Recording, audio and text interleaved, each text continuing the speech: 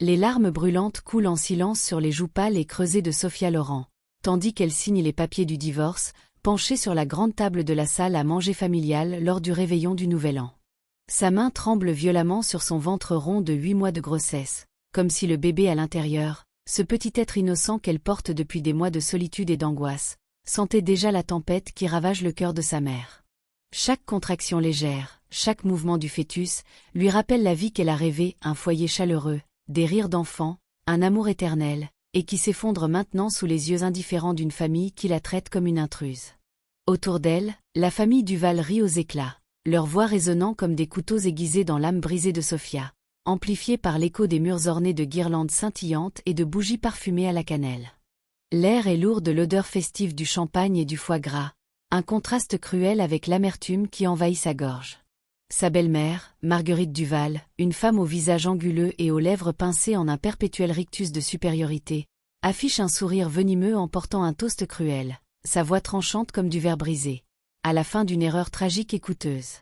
Mon fils mérite infiniment mieux qu'une petite institutrice sans le sou, une opportuniste sans scrupules qui l'a piégée avec cet enfant non désiré, ce fardeau qu'elle nous impose. Les mots percent Sophia comme des flèches empoisonnées, ravivant les souvenirs des innombrables dîners où Marguerite l'avait rabaissée subtilement, oh, ma chère, ses vêtements, si modestes, ou ouvertement, insinuant que Sophia n'était qu'une chasseuse de fortune venue des bas-fonds. Antoine, l'homme qu'elle a aimé follement, jusqu'à en perdre son identité, jusqu'à renoncer à son héritage pour lui prouver son amour pur, se tient aux côtés de sa maîtresse, Élise, une jeune femme au ventre arrondi de 5 mois, rayonnante de triomphe sous son maquillage impeccable et sa robe de soirée moulante. Tous deux posent sur Sophia un regard chargé de mépris, comme si elle n'était qu'un fantôme déjà effacé de leur existence parfaite, un obstacle enfin écarté. Élise glousse doucement, sa main possessive sur le bras d'Antoine, et Sophia sent une nausée monter, non pas de la grossesse, mais du souvenir des nuits où elle avait trouvé des messages sur son téléphone, des parfums étrangers sur ses chemises, des mensonges accumulés comme des dettes impayées. Personne dans cette pièce illuminée de guirlandes festives et de rires forcés ne remarque le téléphone de Sophia vibrer discrètement sur la table, à côté des assiettes encore pleines qu'elle n'a pas touchées. Personne ne reconnaît le nom qui clignote à l'écran, père. Personne ne soupçonne que la femme qui l'humilie sans pitié, cette silhouette tremblante et épuisée, courbée sous le poids de son ventre et de son chagrin, est en réalité Sophia Beaumont, la fille unique et adorée de Victor Beaumont, le magnate de l'immobilier dont les empires de béton et d'acier soutiennent l'économie de la région entière, employant des milliers d'âmes et générant des fortunes inimaginables qui pourraient racheter la vie entière des Duval 1000 fois. Sophia avait rencontré Antoine 5 ans plus tôt, lors d'un bénévolat dans une école défavorisée de la banlieue parisienne. Elle y travaillait sous le nom de jeune fille de sa mère, Laurent, fuyant désespérément le monde étouffant des galas mondains, des héritiers calculateurs et des fortunes qui corrompent tout ce qu'elle touche. Elle se rappelait ce jour comme si c'était hier, la classe bruyante d'enfants rieurs, l'odeur de craie et de peinture fraîche, et Antoine, cet architecte ambitieux mais fauché, venu donner un atelier sur les bâtiments durables. Il lui avait semblé comme un souffle d'air pur, avec ses mains tachées d'encre, ses yeux pétillants de passion tandis qu'il esquissait des plans de maisons modestes sur des nappes en papier froissé. Imagine, Sophia, des foyers où chaque famille se sent chez elle, sans extravagance, juste de l'amour et de la simplicité. Avait-il dit, et elle avait fondu, croyant enfin avoir trouvé quelqu'un qui la voyait vraiment, pas l'héritière Beaumont. Mais Sophia, la femme qui aimait lire des romans sous les couvertures, qui rêvait d'une vie ordinaire loin des flashs des photographes. Elle était tombée amoureuse de son sourire chaleureux, de ses yeux qui semblaient plonger dans son âme sans demander son pédigré, de la façon dont il la faisait rire aux éclats lors de leur promenade le long de la Seine. Elle avait cru comme elle avait cru de tout son être, avec une naïveté qui lui serrait maintenant la poitrine, qu'il l'aimait pour son âme, pour ses rires spontanés, pour ses rêves simples d'une vie normale, loin des intrigues des conseils d'administration. Il s'était marié en petit comité, dans une mairie anonyme aux murs jaunis, avec pour seuls témoins 2 amis d'Antoine et un bouquet de marguerites cueillies dans un parc public. Sophia avait continué à cacher sa véritable identité, finançant discrètement les projets d'Antoine quand son cabinet avait frôlé la faillite, des injections de capitaux anonymes via des filiales de son père, par pur amour, pour le voir réussir et briller. Elle se rappelait les nuits où elle veillait tard, falsifiant des documents pour que l'argent semble provenir d'investisseurs lointains, tout ça pour préserver son orgueil. Mais l'orgueil d'Antoine avait été piqué comme une plaie ouverte, infectée par les chuchotements de Marguerite. Pourquoi cache-t-elle sa famille? Elle doit avoir honte, venir d'un milieu misérable. Les suspicions insidieuses avaient semé le poison dans l'esprit de son fils, le convainquant que Sophia n'était qu'une arriviste. La famille Duval l'avait traitée comme une intruse, une profiteuse, l'humiliant jour après jour avec des remarques acides, des regards dédaigneux, la reléguant au rôle de servante dans sa propre maison, celle qu'elle avait achetée en secret pour eux, sous un nom d'emprunt, pour les sauver de la ruine. Ce soir-là, enceinte et forcée de rester debout pendant que les autres festoyaient assis autour de la table chargée de méfaits, Sophia sent son dos hurler de douleur, ses jambes flageoler sous le poids de son ventre et de l'humiliation. Personne ne lui propose une chaise, au contraire, Marguerite la toise avec un sourire narquois, comme si sa souffrance était un divertissement de plus pour la soirée. Sophia signait la dernière page, ses larmes tombant comme des gouttes de pluie sur l'encre fraîche, brouillant légèrement les clauses qui mettent fin à 5 ans d'illusion. Chaque trait de stylo est un adieu déchirant à l'amour qu'elle avait chéri, à l'homme qu'elle avait idolâtré, au rêve qu'elle avait tissé comme une toile fragile. Antoine s'approche, son parfum familier. Celui qui autrefois la faisait fondre d'un baiser volé, maintenant un rappel nauséabond de la trahison, un mélange de trahison et de mensonge qui lui donne la nausée. Tu peux partir maintenant, Sophia. Élise et moi avons des projets pour la nurserie. Notre bébé mérite un vrai foyer, pas tes manigances. La pièce éclate d'un rire collectif, cruel et assourdissant, comme si son cœur brisé était une farce de fin d'année, un spectacle pour agrémenter leur réveillon. Le frère d'Antoine, un homme bedonnant au rire gras, trinque bruyamment, à la nouvelle famille. À l'avenir sans parasites ni larmes inutiles. Sa sœur ajoute, d'une voix aiguë, enfin, on se débarrasse de cette ombre qui planait sur nous. Sophia retire lentement son alliance, sentant le métal froid glisser sur sa peau gonflée comme un dernier baiser empoisonné, un symbole de promesse brisée qui tombe avec un tintement sourd sur les documents. Elle murmure d'une voix brisée, à peine audible au-dessus des rires, le cœur serré par un sanglot étouffé. J'espère qu'elle te rendra heureux, comme je l'ai essayé, de tout mon cœur, jour après jour, en renonçant à tout pour toi. Mais au fond d'elle, quelque chose se fissure définitivement, non pas en miettes de désespoir total, mais en une résolution froide, une étincelle de survie qui allume un feu intérieur. Elle rassemble les papiers d'une main tremblante, ses jointures blanchies par l'effort, et se dirige vers la sortie, chaque pas un effort surhumain contre le poids de son ventre, de son chagrin, et des regards moqueurs qui la suivent comme des ombres malveillantes. Son téléphone vibre à nouveau, insistamment, comme un appel à la vie, un rappel que le monde au-delà de cette maison maudite existe encore. Dehors, sous la neige fine de janvier qui pique sa peau comme des aiguilles de glace, transformant ses larmes en cristaux gelés, Sophia s'appuie contre sa vieille voiture, celle qu'elle avait choisie pour sa simplicité, pour ne pas éveiller les soupçons, une berline cabossée qui contrastait avec les luxueuses Mercedes des Duval. Les flocons se posent sur ses cheveux emmêlés, fondant avec ses larmes brûlantes, et elle sent le froid s'insinuer dans ses os, amplifiant l'engourdissement de son âme. Le bébé donne un coup de pied violent, comme pour lui rappeler qu'elle n'est plus seule dans cette tempête, qu'une petite vie dépend d'elle maintenant. « Je suis désolée, mon petit », sanglote-t-elle, la main pressée sur son ventre, sentant les mouvements frénétiques comme des appels au secours. « Désolée de t'avoir entraînée dans ce cauchemar, de t'avoir donné un père qui nous rejette avant même ta naissance. » Les souvenirs l'assaillent comme une avalanche. Les nuits où Antoine rentrait tard, sentant le parfum capiteux d'Élise. Les disputes où il l'accusait de le piéger avec la grossesse, exigeant un test de paternité qui l'avait fait pleurer des heures entières.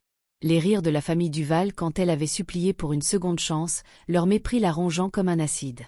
Elle repense à leur mariage, à la façon dont Antoine l'avait embrassée sous la pluie ce jour-là, promettant un avenir radieux, des promesses maintenant réduites en cendres.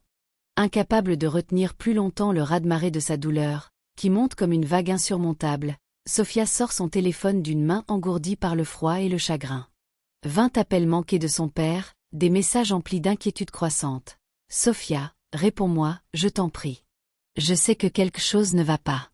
Je t'aime, ma fille, reviens. » Elle avait coupé les ponts 2 ans plus tôt, trop fière pour admettre que son père avait raison sur Antoine, trop blessée par ses avertissements qui l'avaient fait se sentir comme une enfant naïve. Victor Beaumont avait enquêté sur lui dès le début, révélant son opportunisme, ses dettes cachées, son ambition dévorante. Mais Sophia avait choisi l'amour aveugle, hurlant à son père qu'il était un tyran contrôlant. Maintenant, la honte la ronge comme un feu intérieur. Mais le coup de pied du bébé la décide, lui rappelant que l'orgueil n'a plus sa place quand une vie innocente est en jeu. Elle appuie sur « Appel », les doigts gelés, et son père répond avant la première sonnerie, sa voix habituellement impérieuse tremblant d'une peur paternelle qui brise le dernier rempart de Sofia. « Sofia ? Ma chérie, où es-tu ? Es-tu blessée ? Parle-moi, je t'en supplie. » Sa voix, si forte et assurée d'habitude dans les salles de réunion où il négocie des milliards, tremble maintenant comme celle d'un homme ordinaire, un père terrifié par l'idée de perdre sa fille unique. « Papa !» murmure-t-elle, et les sanglots la submergent, violents et libérateurs, un torrent de douleur accumulée qui la plie en deux contre la voiture. 3 années de solitude, de mensonges, de trahison se déversent en un cri muet, ses épaules secouées par des hoquets qui lui coupent le souffle. Elle pleure pour la jeune femme naïve qu'elle était, pour l'amour qu'elle avait offert sans compter, pour le foyer qu'elle avait rêvé et qui s'était transformé en prison glaciale, pour l'enfant qui naîtrait sans père aimant. « Dis-moi où tu es, et je viens te chercher. On va tout arranger, ma petite.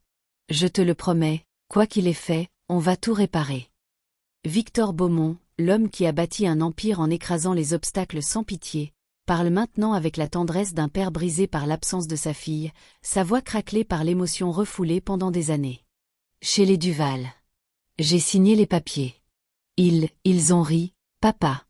Ils ont fêté mon humiliation, m'ont forcé à signer debout, enceinte, pendant qu'il trinquait. » Elle entend son père inspirer Charplie, un silence chargé de fureur contenue, comme le calme avant une tempête destructrice. « Reste là. J'arrive dans 10 minutes.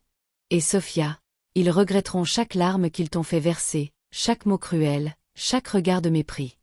Je te le jure sur tout ce que j'ai bâti. » 10 minutes plus tard, un convoi de SUV noirs surgit dans l'allée comme une ombre vengeresse, leurs phares transperçant la nuit neigeuse avec une précision militaire. Victor Beaumont en descend le premier, imposant dans son manteau sur mesure taillé à Milan, ses yeux gris scrutant le visage de sa fille avec une intensité qui catalogue chaque trace de souffrance, les cernes profonds, les joues creusées, les lèvres tremblantes. Il la serre dans ses bras, délicatement, comme si elle était en porcelaine fissurée, attentif à son ventre rond, son parfum familier de cigares et d'après-rasage enveloppant Sofia comme un cocon protecteur qu'elle avait oublié. « Laisse-moi te voir, ma chérie. Mon Dieu, ce qu'ils t'ont fait. » Sa voix se brise en voyant ses yeux rougis, son épuisement profond qui la fait vaciller. « J'aurais dû venir plus tôt. J'aurais dû te protéger, même contre tes choix, même si tu me haïssais pour ça. J'ai respecté ton silence, et regarde ce que ça t'a coûté. » Sofia secoue la tête, de nouvelles larmes coulant librement maintenant, libérée par la présence de son père. « Tu avais raison, papa. Surtout. Sur Antoine, sur sa famille. J'ai été si stupide, si désespérée de croire en un amour pur, sans chaîne dorée. Je pensais qu'il m'aimait, moi. Pas ce que je pouvais lui offrir. J'ai renoncé à tout à toi, à notre monde, pour prouver que l'amour existait sans argent. Et regarde-moi maintenant, brisée, seule, avec un enfant qui naîtra dans les décombres. » Son cœur se serre à l'idée de ces années perdues, de cet amour unilatéral qui l'a vidé de son essence, la laissant comme une coquille vide. Victor caresse ses cheveux emmêlés, ses mains tremblant légèrement, un rare signe de vulnérabilité chez cet homme d'acier qui a affronté des conseils hostiles et des crises financières sans ciller. « Tu n'as pas été stupide, Sofia. Tu as eu le courage d'aimer sans filet, de croire en la bonté humaine. C'est eux qui sont aveugles, qui ont piétiné un trésor inestimable. Mais maintenant, c'est fini. Rentrons à la maison. Ta chambre t'attend, le médecin de famille est en route, et on va veiller sur toi et le bébé comme sur un joyau précieux. » Il recule légèrement, son regard se durcissant en un masque calculateur, la tendresse paternelle cédant la place à l'homme d'affaires impitoyable. Et pour eux, ils vont apprendre ce que ça coûte de blesser une Beaumont. À l'intérieur, la famille Duval, alertée par les phares et les moteurs ronronnants, sort sur le perron en désordre, leur rire festif remplacé par une confusion grandissante. Antoine fronce les sourcils, sa voix hésitante trahissant une pointe d'inquiétude. « Sofia ? Qu'est-ce que c'est que ce cirque ? Qui sont ces gens ?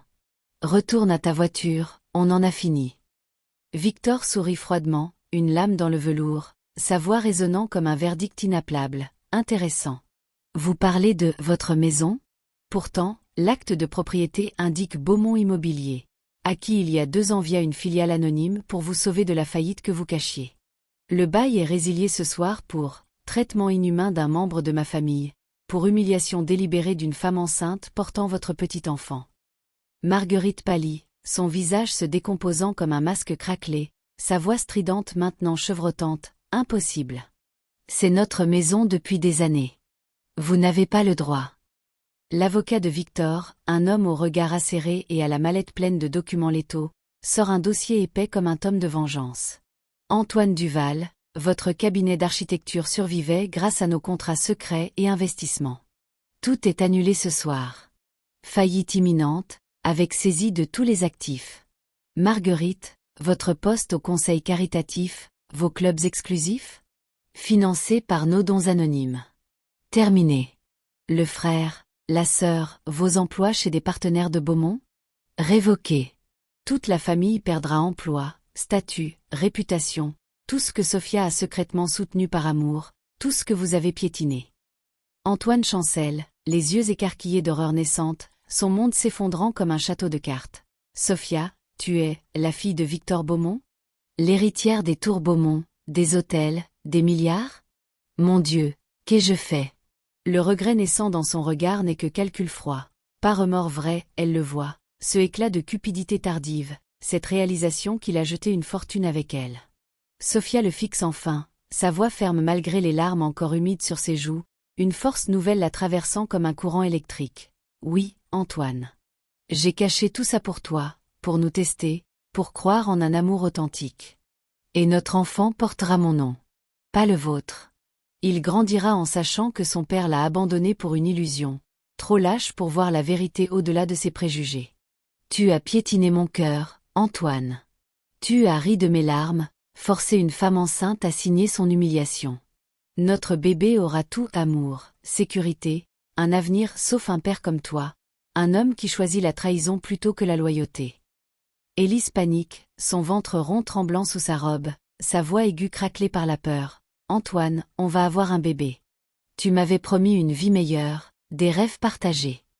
Mais il ne la regarde pas, fixant Sophia comme un trésor perdu, ses mains tremblantes tendues en un geste désespéré.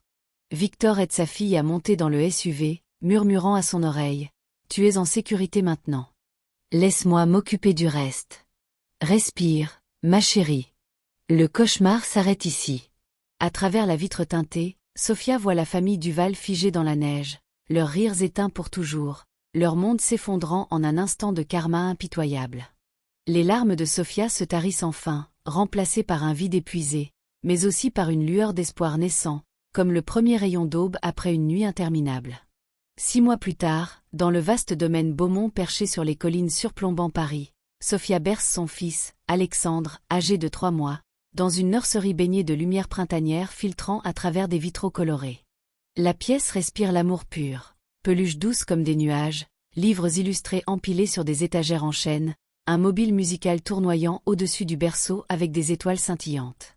Surtout, elle est emplie de la présence constante de Victor, qui a pleuré comme un enfant en tenant son petit-fils pour la première fois, ses mains puissantes tremblant devant cette minuscule perfection. Sophia sent encore les cicatrices de la trahison, des nuits d'insomnie où les souvenirs la hantent, des moments où un parfum similaire à celui d'Antoine la fait sursauter. Mais elle s'estompe face à cette nouvelle vie, face au gazouillis d'Alexandre qui remplissent son cœur d'une joie pure. Victor entre, un dossier à la main, le visage grave mais adouci par la vue de sa fille et de son petit-fils. Les Duval ont tout perdu, ma chérie. La maison vendue aux enchères pour éponger leurs dettes cachées, des prêts usuraires, des cartes de crédit maxées qu'ils masquaient derrière leur façade de grandeur. Antoine vend des assurances porte à porte dans des quartiers modestes, Élise l'a quitté dès que l'argent a fui, élevant seul leur enfant avec des aides sociales. Marguerite mendie des faveurs auprès d'anciens amis qui les fuient maintenant. Et Antoine, il appelle sans cesse, laisse des messages où sa voix se brise, pleine de regrets tardifs, suppliant de voir Alexandre, de s'expliquer, d'avoir une seconde chance. Sophia caresse le visage angélique de son fils, sentant son petit cœur battre contre le sien, régulier et confiant. Les souvenirs la hantent encore parfois, les rires cruels, les nuits solitaires, mais ils servent maintenant de leçon, pas de chaîne. Non, papa. Pas maintenant. Alexandre mérite la vérité un jour, quand il sera prêt, que son père a choisi la faiblesse et la trahison, mais que l'amour vrai triomphe toujours. Je ne perpétuerai pas la haine. La vengeance a brûlé leur monde. La mienne sera de guérir, d'aimer farouchement, de bâtir une vie où Alexandre saura que la force vient du cœur, pas du pouvoir. Victor l'étreint, des larmes rares brillant dans ses yeux d'acier. Tu es plus forte que je ne l'ai jamais été, Sophia. Plus sage, plus miséricordieuse. J'aurais effacé leur existence sans un regard en arrière. Mais toi, tu choisis la lumière.